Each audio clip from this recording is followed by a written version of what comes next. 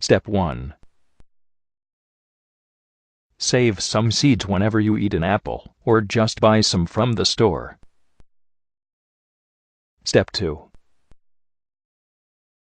Take your seeds and lay them out to dry until there is no moisture on the outside shell. Step 3. Cover your seeds with a damp paper towel and place them in the fridge. Check every so often to make sure the towel stays damp.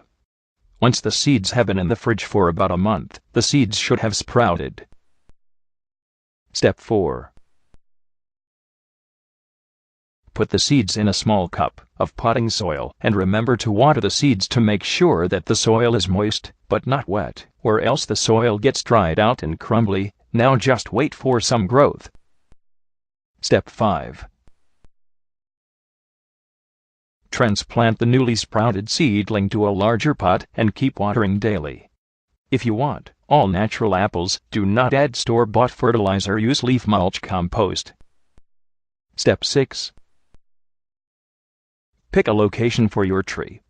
Choose a planting site that gets full sun, is convenient, and has a big enough space to grow. In other words, no rotten apples in the neighbor's yard. With pruning, expect the tree to eventually reach a height of 20 feet or so. Step 7.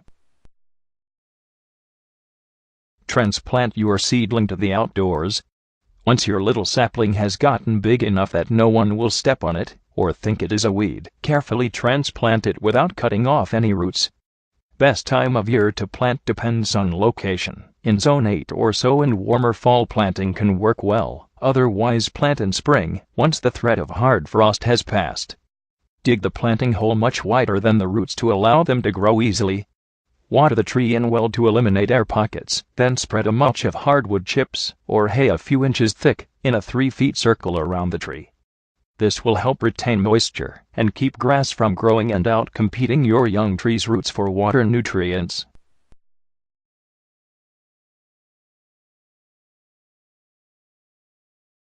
Step 8. Let nature take care of the rest. After the first year, you can stop watering it, unless you live in an extremely dry area, in which case you should continue to water, at least during the dry season. The equivalent of 1 inch or 2 of water a week is ideal for the first year. Make sure you give it a good soaking, not just a sprinkle. Step 9.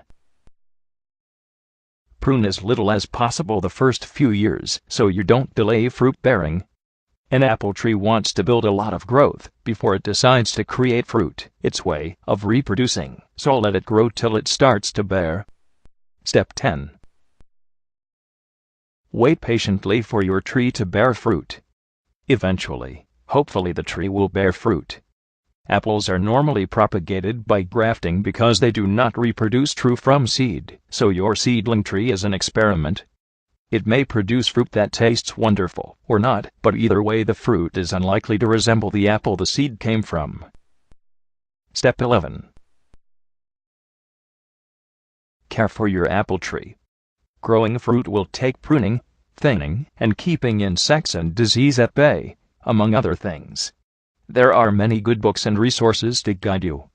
A great place to start is your state school extension. They may have helpful summary bulletins. Remember that your apple is what's called a seedling, standard, or full-size tree. Follow the recommendations for this type.